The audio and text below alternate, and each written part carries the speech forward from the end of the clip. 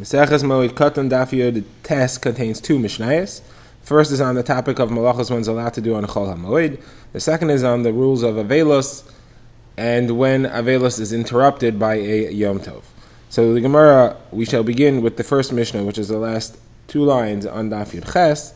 The mishnah discusses three halachos of Chol HaMoed. Are you allowed to write a loan document? Are you allowed to make tefillin and mezuzahs? And are you allowed to make tzitzis? The Gemara will quote a brisa on each of the second two topics. So let's begin. The Mishnah says these are the halachos of writing a shtar. We've already discussed other types of writing, but if you want to write a loan document, so you're not supposed to write a loan document on Chol HaMoed unless there's a loss involved. So if a loan is being created, a lender is lending money to a borrower, so you should lend it without a document. If he doesn't trust him to pay it back, then he must have a document, so it's a case of loss, he's allowed to have it written. And another situation in which you're allowed to have it written is if you're trying to give parnasa, you're trying to give income to a scribe, to a writer, and you want to give him a job, so therefore you're allowed to employ him to write. If he doesn't have what to eat, you want to give him this money to be able to eat. This has been explained and discussed by the Gemara earlier. The Gemara is not going to comment on it here. Now the next halacha is about writing tefillin and mezuzahs. So the Gemara quotes a machlokas on that subject. The Mishnah quotes a machlokas on that subject. The Mishnah, first opinion, Chachamim say you're not allowed to write Sfarim, you're not allowed to write Tefillin, you're not allowed to write Mezuzahs, you're not even allowed to correct them. Even the Sefer Torah of Ezra, which Rashi says either means the one written by Ezra Sofer, which is considered to be the authoritative Sefer from which everyone copied, or the one stored in the Azorah, which everyone copied from. You're not allowed to correct that one either, even though that is obviously extremely important that it be accurate. This is the opinion of the Tanakama. Rabbi Yehuda says there is a situation in which is permitted. You're allowed to write tefillin and mezuzahs if you need to use them for yourself. You're not allowed to write them to sell, but for your own use you're allowed to. Now, about tzitzis, there's no machlokas. The Mishnah says you're allowed to make tzitzis with a shinoi, and we're referring to the spinning of the tzitzis threads out of a ball of wool. So you have a ball of wool fibers, you have to grab a part of it and spin in order to have it turn into a thread. So generally you would do that by using a spindle. That's a needle that you stick through the thread and then you spin it and it pulls out a thread. But you can't do that. Instead you just have to roll it against your leg, and that's how you'll roll it into a thread. Okay, that's the Mishnah. Now the Gemara quotes a brisa on the topic of making tefillin and other situations in which it is permitted, and three opinions on the subject. And then we'll have a brisa about making tzitzis. So first of all, about tefillin, the brisa quotes a number of opinions as to what you're allowed to do. So first opinion is Rabbi Meir. He says that one is allowed to write tefillin and mezuzahs for himself. He also says, like we saw in the Mishnah, you're allowed to roll tzitzis on your leg. Now, if you want to do it for others, he says you can't get paid, but you are allowed to do it for someone else, and he's only going to owe you a favor. You did a favor for him, he'll owe you a favor in return. Okay, so that's all Rabbi Meir's opinion. Rabbi Yehuda says there's a way you could do it for others. That's if you give him yours and then you make a new one to replace your own. Like we've seen in Rabbi Yehuda's opinion in the Mishnah, you're only allowed to do it for yourself. So if you need to do it for yourself, you can. If you need to do it for others, give him the one that you have and replace the one that you are using currently. Even though that's a trick, that is permitted. Now, Rabbi Yossi says you're allowed to do whatever you want. You're allowed to make it, you're allowed to sell it.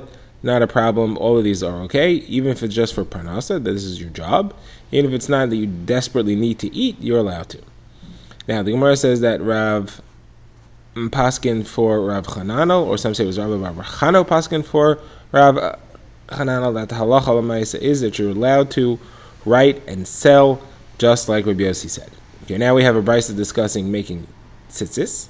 So as we have seen, you're allowed to roll the fibers on your leg, but you're not allowed to spin them. So Gemara again has a brisa with opinions. So there's two versions of what this machlokes is. Machlokes Rabbi Eliezer and the Chachamim, and Rabbi Yehuda's understanding of that machlokes.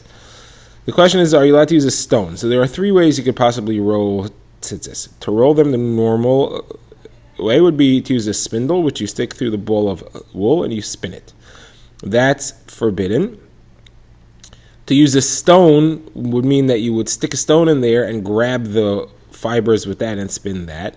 And the other way is to roll it on your leg. So the first version of this machlokas is with regards to the stone. Rabbi Eliezer says you are not allowed to use the stone. The Chachamim say you are allowed to use the stone. Now, according to Rabbi Yehuda's version, everybody agrees you're allowed to use the stone. You're only arguing about whether or not you're actually allowed to use the spindle. And the Chachamim hold you're allowed to use the spindle. Rabbi Eliezer is saying you're not allowed to use the spindle. What's the halacha? So Rabbi Yehuda says the name of Shmuel, and Rav Chia says the name of Rav Chia bar Abba says the name of Rav Yechanan. The halacha is you're allowed to go leniently. You're allowed to use the stone or the spindle. And the Gemara ends off halachically. You're allowed to make them and sell them as long as you need them for your parnasa, not necessarily because you don't have what to eat. Now we begin our next mission, which discusses when Avelos and Shloshim are canceled by a significant day that comes up in the middle of them. So, as we have seen, if Yom Tov comes into a mourning period that has already begun, it cancels that mourning. The Gemara is going to discuss Shiva, and the Gemara will discuss Shloshim. When is Shiva canceled? When is Shloshim canceled? The Mishnah will talk about 4 types of days. You could have Shabbos. You could have one of the long regalim such as Pesach or Sukkot. Then the 3rd type of day is Shavuos, and the 4th is Yom Kippur and Rosh Hashanah, which are Yom Tov but are not a regal. The Gemara will discuss when they're canceled, when they are not canceled. The Gemara will speak further about when they have to arrive and what stage of the Shiva or the Shloshim do they cancel it. The Gemara will also discuss the source of the halacha of Shloshim and to what manner they are canceled, what halachas are canceled and what are not. Let's begin the Mishnah. The Mishnah speaks about Shabbos, and it says Shabbos does not cancel anything, does not cancel Avelos or Shloshim, and Shabbos does count for Avelos and Shloshim. So the Shabbos that appears during the Shiva counts as one of the days of Shiva. You don't have to count the 7 days around the Shabbos. Now, Yom Tov is the opposite halacha. Yom Tov, if it comes into a Shiva or a Shloshim that's already underway, that means it began before Yom Tov. This is referring to the regal of Pesach or Sukkot, so it cancels it. Now, our Mishnah says it's only if the Shiva is at least 3 days old, then it cancels it. Rashi says lav dafka 3 days. As long as the Shiva began, it's canceled by the regal which arrives once it began. The Mishnah also says that as far as Shloshim, it has to be a day old. That means that you have to be in at least the eighth day since the beginning of Shiva, which begins at the time of the burial. Now, as we shall see in the Gemara, that's a machlokes. Do you need the 8th day or only part of the 7th day? Now, so a regal cancels the Avelos, Shiva or Shloshim that has already begun, but if it hasn't already begun, it doesn't cancel it, and it doesn't count toward it. So you'll have to begin the full Shiva afterwards. None of the days of the regal count. The Gemara will tell us there are some halachas that it counts for, and some halachas that it doesn't count for. Now, what's the halacha of Shavuos? So Shavuos in the days of the Beis HaMikdash counted just as a regular Moed, a regular regal, because it was really 7 days long. It was 1 day of Shavuos, and then you had 7 makeup days where you could bring the karbanos of Shavuos if you missed the first days. So therefore that counted as a regular Moed at the same halachos. Shavuos in the days when the Beis HaMikdash is no longer standing is only 1 day. There is no significance to the 7 days that follow. What is the halacha of Shavuos? So the Mishnah says it's a machlokes between Rabbi Eliezer and the Chachamim. Rabbi Eliezer says it counts as a Shabbos, and therefore it does not cancel Avelos, and Avelos does count on Shavuos. The Chachamim say it's not true. Shavuos counts as a regal, and therefore it cancels Avelos, and Avelos does not count on Shavuos. Now, what about Rosh Hashanah Yom Kippur? So that's a machlokes between Rabbi Gamliel and the Chachamim. Rabbi Gamliel says Rosh Hashanah and Yom Kippur count as regalim, and the Chachamim say they do not count as regalim, they count as a Shabbos, and they don't cancel anything. Okay, now the Gemara discusses what is canceled. When we say that a regal cancels Avelos, what is canceled precisely? So the Gemara says the halachos of Avelos are canceled, but the days of Avelos are not canceled. The Gemara is referring to the Shloshim. It's not referring to Shiva. Shiva is canceled completely, but Shloshim, it says the days are not canceled. The Gemara says, what does that mean? If the halachos are canceled, what's the significance of the days? The Gemara answers, it means the following thing. The reason the days are canceled is because the halachos of shloshim are that you're not supposed to take a haircut, and you're not supposed to wash your clothing. But l'kavod Yom Tov, we want you to take a haircut and wash your clothing before Yom Tov. Therefore, we cancel the shloshim. If you don't, so you didn't use that opportunity, then the halachos will come back after Yom Tov. You cannot take a haircut, you cannot wash clothing. After Yom Tov, you do have to keep the halachas of shloshim. So the days are still there. We push them off so that you can do l'kavod Yom Tov. But if you didn't, then you are stuck back again with the days the way they were before. The Gemara quotes a brisa that spells out this halacha. Somebody who has avelos, so the burial is the beginning of the avelos. If he had 3 days of avelos, then the regel cancels it. Again, Rashi will say that it's lav dafka 3 days any time, so it cancels the halachos of the shiva. If he has 8 days from the burial, that counts the halachos of the shloshim as well, and therefore he's allowed to shave. He's allowed to take a haircut before the Yom Tov. If he did not, the brisa spells out, then he still has the halachos of it afterwards. Okay, now the Gemara is going to bring Abba Shaul's opinion. The brisa, that is, will bring Abba Shaul's opinion. Abba Shaul argues on two things. First of all, he argues on this halacha, and second of all, he argues as to whether you need a full day or part of the day is enough. So, the brisa says, Abba Shaul says, that he is allowed to take a haircut after the regel because the days of shloshim are completely canceled by the regel that arrives. Even if he didn't take a haircut, he's allowed to take a haircut afterwards. But when Abba Shaul says it, he doesn't say that you have to have 8 days in order for the shloshim to be canceled, which means you have the shiva and 1 full day of shloshim. Instead, he says, if you have 7 days, it's canceled. The Gemara says, how does that work? The Gemara says, because Abba Shaul holds the last day of Shiva, we have a rule of Mixas Hayom Kakula. If you have part of the 7th day has passed, and Rashi says that's until the consolers, the people who came to be Menachem Avel, when they get up and they leave, then the Shiva is over. The rest of the 7th day is now Shloshim, not Shiva. And therefore, the Shloshim has begun. And if the 8th day is already Yom Tov, it'll cancel the Shloshim which began on that day earlier. Okay, now the Gemara is going to get deeper into the machakas between Abba Shaul and the Chachamim. The Gemara is going to show a number of cases in which the Chachamim agree to Abba Shaul, and a case in which Abba Shaul agrees to the Chachamim. So first, the Gemara says, if the 8th day since the Kvura, since the burial, was a Shabbos, and the 9th day was Yom Tov, so he needs to take a haircut l'kavod Yom Tov, but he can't take a haircut on the 8th day because it's Shabbos. The latest opportunity he has is the Shiva, the 7th day of Avelis. Here the Chachamim agree. We view part of the day as the whole day, and Shiva ends on the 7th day, and he can take a haircut afterwards. They agree to Abba Shaul that here you say part of the day counts as the whole day. Another case they agree is the last day of Shloshim. Chachamim agree that the last day of Shloshim is Mixas Hayom Kekulo. You don't have to have the full 30 days, you have to have 29 and a piece of a day, and that counts. Not everyone agrees to that, but that's at least one version that's brought here. Now, the Gemara says, where does Abba Shaul agree to the Chachamim? That's if the regel comes in the middle of the Shiva. Let's say after 3 days of Shiva, the regel comes. So the Shiva is now canceled, but the 3rd day has to be a full day of Avelis. Since it's not a full Shiva, we don't say that the last day you could say Mixas Yom Kekulo. You need more than just part of the day. You have to have the entire day keeping the halachas of Shiva there. Now the Gemara wants to discuss the halacha. Who is the halacha like? So the Gemara is going to have a number of different statements as to what the halacha is. So the Gemara first of all quotes Rav Chizda, name of Ravina Bar Shilo, says that the halacha is like Abba Shaul. He also mentions that the Chachamim agree, as we said before. The Gemara quotes Rav Amram in the name of Rav, who says that the Mixas Hayom is when the Menachamim leave. And that is, he quotes a brisa that says that, and that's clearly going like Abba Shaul.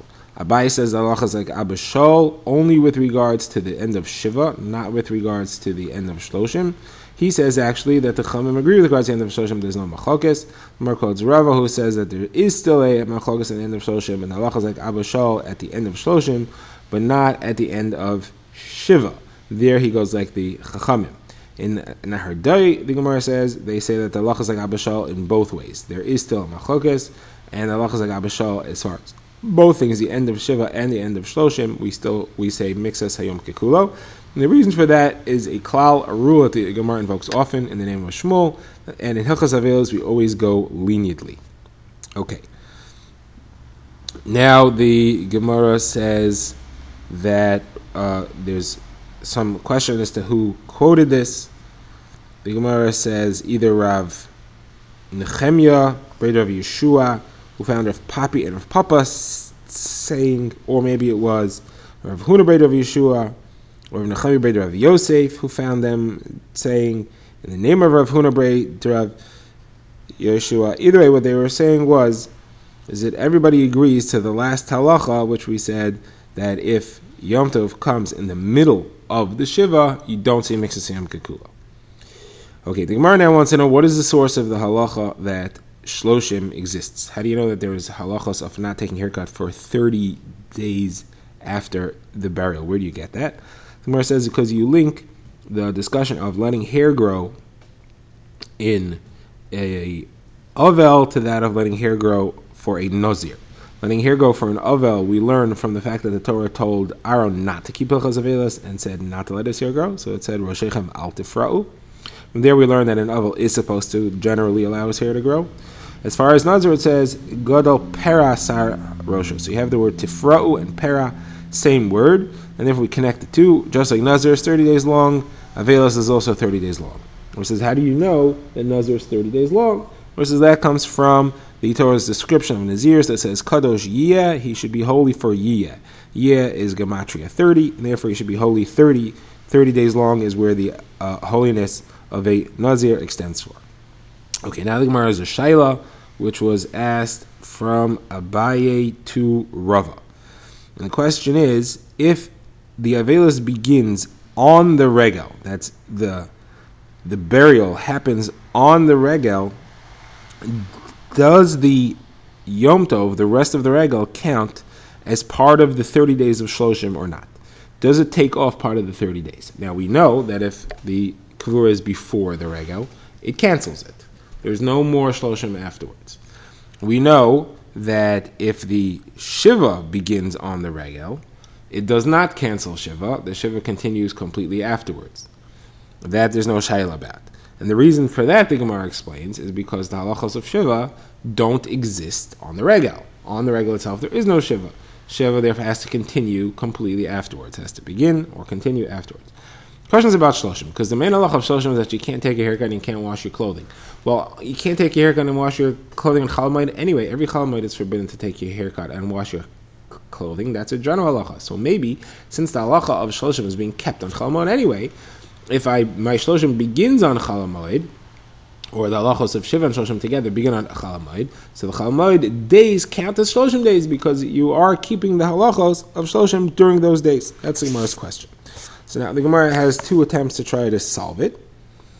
The Gemara will accept the second one. But first, to see the first one, the Gemara quotes a brisa. The brisa says that somebody who has a relative that died, and the kavura happens 2 days before the regel. 2 days before the regel, not on the regel, 2 days before the regel. So he has to count 7 days as 2 before and 5 after. This doesn't seem to fit with Rashi, who says that any time where the Shiva begins before the regel is cancelled seems to fit with the simple reading of our Mishnah that says you need to have 3 days before in order for it to be cancelled, and here was only 2, so you have 2 before and 5 after. Now, during this time, over the regel, what's the halacha? So here, the Bryce explains certain halachas of Avelos apply and certain ones do not apply. So if he needs to do work, he can't do work himself. It's got to be done by somebody else. His servants are allowed to do work quietly, b'tzina, not in public. People do, however, come to console him. So it's interesting. There is no halachas of Avelos on Yom Tov, but there are halachas of Shiva, of Tanchumin. People can come to console him, to be Menachem Avel. So the days of Nichum Avelim continue over the Regel, and they don't have to do the full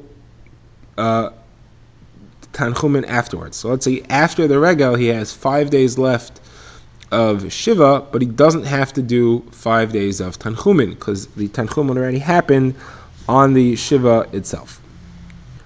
Now the Brisa brings a second case. What if the burial happened on the Regel, let's say in the last 3 days of the Regel? So he had Avelos of the last 3 days. That Avelos, again, has the same halacha. There's no halachas of Avelos. So when the Regel ends, he has to keep 7 days of Avelos. But those 3 days do count for Tanchumin. And therefore he only has to do 4 more days of Tanchumin after the regel ends. Now the Brisa adds one line, and he says that it's olelo. The days of the regel count for it. So Gemara understands that means that it counts for the shloshim, counts as part of the shloshim. So Gemara says, Pashas is going on the latter case of the Brisa, what we just said, where the Kavura happened on the regel, and the shloshim and the avelos began on the regel, and it says clearly that the avelos, that the shloshim is the regel days counts as part of the shloshim. So that answers the question that Abai asked Rava, that the regel days are counted as part of the shloshim because you're not taking a haircut and you're not washing clothing. Somewhere says no, not necessarily. It could be that it's referring to the first case of the Brisa over there where the regel began in the middle of Shiva, so the Shloshim already began beforehand. That's where it counts. Now there, the Shloshim didn't begin beforehand, the Shiva began beforehand, so it makes sense to say that the Shloshim still continues afterwards, but it does not take up part of the days of the Shloshim. You know that, again, we said the Shiva it can't take, because the Shiva you don't do. The more I want to say maybe it should take part of the Shloshim time, but that it can't, as we're seeing here, necessarily. We don't have a proof on the subject. All right, now the Gemara says, but I do have a conclusive proof from another Brisa, and that Brisa talks about only one case. It talks about where the Shiva begins, where the Kavura was on the regel, and it clearly says that the halacha is that the regel counts as part of the shloshim. So we see that it's a straight, clear proof when the regel runs over the Shiva. It doesn't count as Shiva days, but it does count as Shloshim days. Now, the Gemara says that's conclusive. The Gemara then quotes that Ravin says in the name of Rav Yochanan that even if the Kfura was on the regel, it counts for Shloshim days. And the Gemara says that was a psak that was given by Rav Elazar ben Pedas, what was given by Rabbi Eliezer to Rabbi Pedas, his own son, that even if the Kvura happened on the regel, it counts as part of the Shloshim days.